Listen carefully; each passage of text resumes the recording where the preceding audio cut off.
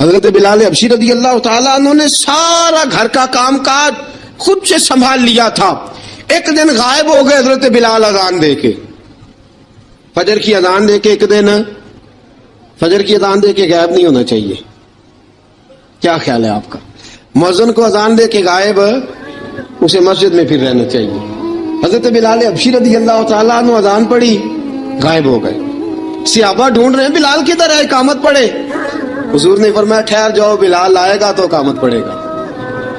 بلال آئے گا تو جلدی نہ کیا کرو مسجد میں. اگر 2-4 منٹ کبھی دیر ہو جائے نا نماز میں تو جلدی کوئی بات نہیں, اللہ کے گھر ہی آئے ہو نا, جلدی نہ مچایا کرو. اللہ کا گھر ہے, رحمت والی جگہ ہے. حضور نے فرمایا بلال آئے گا تو اذان پڑھے گا. اب سب صحابہ خاموش ہیں کہ بلال جاتا نہیں, کام بھی اس کا کوئی ایسا نہیں. حضرت بلال دوڑے آئے, جلدی جلدی دوڑے آئے. رسول پاک صلی اللہ علیہ وسلم نے سوال ہی نہیں کیا کہ بلال تو کدھر سے آیا ہے. فرمایا آ گئے ہو؟ حضور آ گیا ہوں. پڑھو اقامت, پڑھو. اقامت پڑھی, جماعت ہو گئی. اب صحابہ کرام علیہم رضوان حیران ہے کہ حضور نے پوچھا ہی نہیں اور بلال آیا بھی دیر سے. حضرت جناب سیدنا صدیق اکبر, جناب مقداد, جناب سلمان فارسی, چند صحابہ نا حضرت بلال کو لے کے, کون ہے بلال تو کدھر تھا؟ راز کی کوئی بات ہے جو بتاتا نہیں, کدھر تھا؟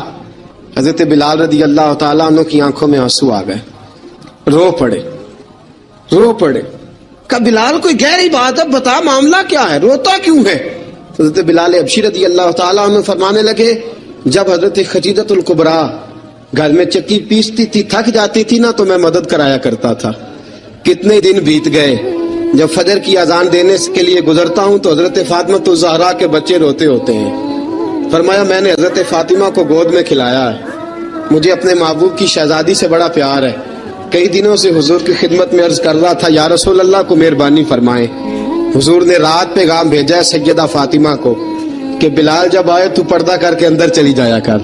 حضرت بلال فرماتے ہیں اذان دے کے گیا تھا حضرت فاطمہ کے گھر, میں نے کہا محبوب کی بیٹی ذرا پردہ کر لے, تو بچوں کو دودھ پلا, میں تیری چکی پیس دیتا ہوں.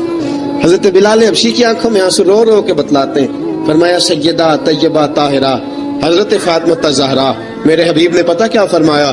فرمایا جس نے فاطمہ کو راضی کیا اس نے تو مجھے راضی کیا ہے. حضرت سیدنا بلال حبشی فرماتے ہیں میں نے چکی پیسی اور میں تمہیں کیا بتاؤں, میرے محبوب کی بیٹی نے مجھے بڑی ہی دعائیں دی ہیں, انہوں نے مجھ پر بڑا ہی اظہار محبت فرمایا ہے. فرمایا میں آذان سے لے کر جماعت تک لوگ تسبیحاں رولتے ہیں, لوگ قرآن کی آیات کی تلاوت کرتے ہیں, آذان سے لے کر جماعت تک لوگ مختلف قسم کے اذکار میں مشغول ہوتے ہیں. فرمایا میرا ذکر سنو, میری تلاوت سنو, میرا وظیفہ سنو. میں آذان سے لے کر جماعت تک محمد عربی کی بیٹی کی خدمت کرنے چلا جاتا ہوں. رسول پاک صلی اللہ علیہ وسلم کی شہزادی کی چکی پیس کے آیا. حضرت بلال نے اس انداز میں, بدر کی جنگ لگ گئی, بدر کا مارکا, حضرت بلال کے ہاتھ میں تلوار ہے, کہا میں لڑوں گا, پورا جہاد کروں گا. امیہ بن خلف جو بڑا مارا کرتا تھا نا, وہ دوڑ رہا تھا اپنے بیٹے کو لے کے, آگے کچھ صحابہ کھڑے تھے, وہ قریب سے گزرنے لگا. حضرت بلال نے فرمایا ذرا پکڑنا امیہ کو, یہ مجھے مارا کرتا تھا, ذرا پکڑنا, نہ جانے نہ دینا. امیہ کو صحابہ نے روکا.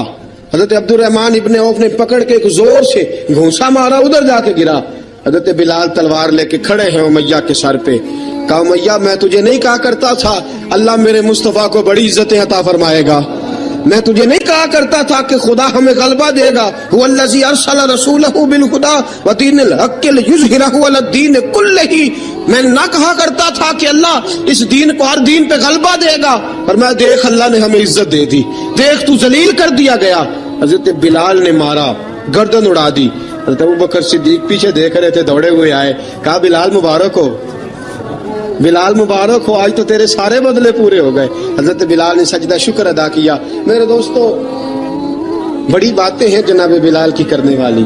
یہ وقت ساتھ نہیں نہ دیتا کسی کا, یہ رک جاتا ہے, یہ کہتا ہے کہ بس اب رک جاؤ, وقت ہو گیا آگے گزرنے کا.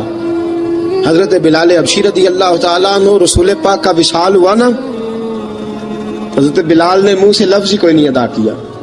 کسی نے اپنا دکھڑا کسی انداز میں سنا لیا. حضرت عمر نے کہا, جس نے کہا حضور وصال کر کے گردن اڑا دوں گا. حضرت عثمان غنی نے کہا خبردار کوئی مجھے آ کے نہ بتائے کہ مصطفیٰ وصال کر گئے. حضرت علی المرتضیٰ رضی اللہ تعالیٰ عنہ نے فرمایا نہ بھائی میرے مصطفیٰ پر تو موت آتی نہیں جس طرح عام لوگوں پہ. سب لوگوں نے اپنے اپنے اظہار کر لیے نا, بلال نے کسی کو دکھ بتایا ہی نہیں. ایک کونے میں بیٹھ کے نا حضرت بلال اکیلے آنسو بہاتے رہے, کسی کو بتایا ہی نہیں, اکیلے روئے. ایک شخص کہنے لگا یار بلال بولتا نہیں, کہا نہ بلاؤ اسے. عصر کی نماز کا وقت ہوا نا تو وہ بلال جو کعبے کی چھت پہ بغیر سیڑھیوں کے چڑھ گیا تھا, وہ بلال جو کعبے کی چھت پہ بغیر کسی سہارے کے چڑھ گیا تھا, اس بلال کو کہا کہ بلال چڑھ ذرا, آذان پڑھ, مسجد کی چھت پہ چڑھ جا. حضرت بلال کئی بار چڑھے اور کئی بار گرے, کئی بار چڑھے اور کئی بار گرے.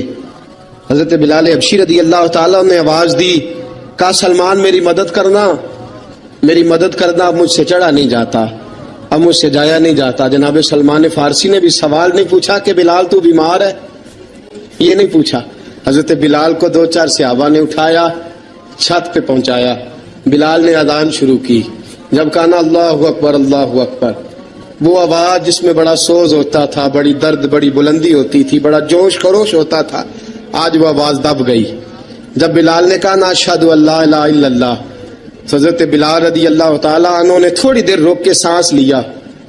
جب کہا نا اشہد ان محمد الرسول اللہ, جو سارے چپ کھڑے تھے نا ان میں سے ایک بابا رو پڑا, جس کا نام ابو بکر صدیق تھا.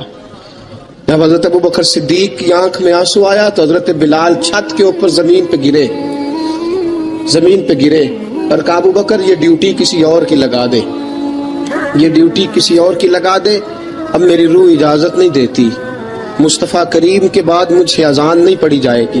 آپ نے واقعہ سن رکھا ہے کہ ایک بار صحابہ نے بلایا, دوبارہ آئے, حضور خواب میں ملے, کہا بلال تو آتا کیوں نہیں؟ بلال چھوڑ کے چلے گئے تھے. فرمایا اب میرا یہاں دل نہیں لگتا. ملک شام کے شہر حلب میں چلے گئے تھے, چھوڑ دیا تھا مدینہ منورہ, اب میری نگاہوں میں جچتا نہیں کوئی, جیسے میرے محبوب ہیں ایسا نہیں کوئی. حضور خواب میں ملے, آئے مدینے. حضرت بلال آخری بار, لوگوں نے کہا اذان پڑھو, کہا مجھے وہ اذان بھول ہی گئی ہے جو مجھے مصطفیٰ کریم کے زمانے میں پڑھا کرتا تھا, مجھ سے نہیں پڑھی جاتی, نہ مجھے کہو, میں کیسے پڑھوں. امام حسن اور حسین نے آ کے دامن تھاما نا تو کہا بیٹا میں تمہاری نانی کا بھی نوکر رہا ہوں, میں تمہاری ماں کی چکی بھی پیستا رہا ہوں, مجھ سے کوئی فرمائش نہ کر ڈالنا, میں نے نوکری کی ہے اور مجھے اگر اللہ نے توفیق دی تو میں تمہارے بچوں کے پیر بھی دھویا کروں گا. لیکن امام حسن رضی اللہ تعالیٰ انہوں نے فرمایا بلال ایک بار تو اذان سنانی پڑے گی. سنائی بلال نے اذان. کوئی گھر مدینے میں ایسا نہیں تھا جہاں سے رونے کی آواز نہ آئی ہو. حضرت عمر فاروق رضی اللہ تعالیٰ عنہ اپنے زمانے میں شام گئے تو جناب بلال حبشی رضی اللہ تعالیٰ عنہ سے کہا کہ اذان پڑھو. حضرت بلال نے فرمایا میں پڑھ ہی نہیں سکتا. بڑی ہمت کے بعد اذان پڑھی اور جناب بلال نے کہا تم اگر روئے نہ تو میں اذان پڑھوں گا. رونا نہ, وعدہ لے لیا. حضرت عمر تو نہ روئے لیکن معاذ ابن جبل نے رونا شروع کر دیا. جب معاذ ابن جبل روئے تو پھر عمر بھی روئے, جب عمر روئے تو پھر بلال بھی روئے. وہ اذان اشہد ان لا الہ الا اللہ تک گئی. رسول پاک کے بعد پھر اذان اس سے آگے بڑھ نہ سکی. حضرت بلال کا وقت وصال آیا. حضرت ابو درداء کے داماد تھے جناب بلال حبشی. حضرت ابو درداء بہت معتبر صحابی ہیں, ان کی بیٹی حضرت بلال کے گھر میں تھی. حضرت بلال کا وقت وصال آیا تو آپ کی بیوی کہنے لگی بڑے افسوس کی بات ہے, آپ بچھڑ رہے ہیں. فرمایا افسوس نہ کر, مجھے مبارک دے, میں آج بچھڑوں گا تو جا کے رسول پاک سے ملاقات کروں گا.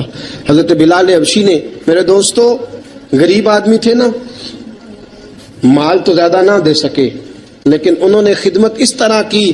آپ میں کھنگالتا رہا کتابیں, 28-29 کتابیں میں نے کھنگالی اس ہفتے میں حضرت بلال پر. حضرت بلال کا دعویٰ ہی کوئی نہیں. پوری کتابوں میں, پوری سیرت میں کہیں کوئی دعویٰ ملتا؟ کہیں نہیں کہا میں نے یہ خدمت کی ہے. یہ دعویٰ حضرت بلال کا دعویٰ, میں غور کرتا رہا اس بات پر کہ سب لوگ دعویٰ کر لیتے ہیں نا, بعض صحابہ کے دعوے ملتے ہیں کہ ہم نے فلاں موقع پہ خدمت کی تھی, بلال بدر میں, بلال احد میں, بلال خندق میں, بلال فتح مکہ میں, بلال نے ساری خدمتیں اپنے سر.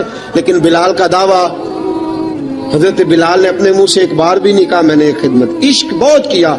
غریبوں جان نہ چھڑایا کرو, یہ کہہ کہ جان نہ چھڑایا کرو کہ ہم کیا کر سکتے ہیں, ہم کدھر جائیں, ہم آگے بڑھو, عملی طور پہ اپنا آپ پیش کرو, رسول پاک کے عشق میں رنگ جاؤ. حضرت سیدنا عمر فاروق رضی اللہ تعالیٰ عنہ فرماتے تھے بلال اب تو حبشی غلام نہیں, اب تو مصطفیٰ کے صحابہ کا امام ہے, اب تو ہمارا امام ہے۔ جناب بلال حبشی رضی اللہ تعالیٰ عنہ کی زندگی بتلاتی ہے کہ غریب اگر آئے اور اپنے آپ کو رنگے رسول پاک کے رنگ میں تو وہ اتنی خدمت کر سکتا ہے، اتنی خدمت کر سکتا ہے کہ کوئی تاریخ بھی حضرت بلال کو چھوڑ کے مکمل ہو سکتی نہیں، کوئی بھی تذکرہ جناب بلال کو چھوڑ کے صحابہ کے تذکرے مکمل ہو سکتے نہیں، اور جہاں جہاں بھی عشق کی داستان لکھی جائے گی پہلے بلال کا نام لکھا جائے گا، پھر بات آگے بڑھے گی۔ اللہ ہمیں بھی حضرت بلال کے عشق کا قطرہ نصیب کرے، ہمیشہ مدحت خیر الانام میں گزرے۔ دعا ہے یہ عمر درود و سلام میں گزرے۔ وآخر دعوانا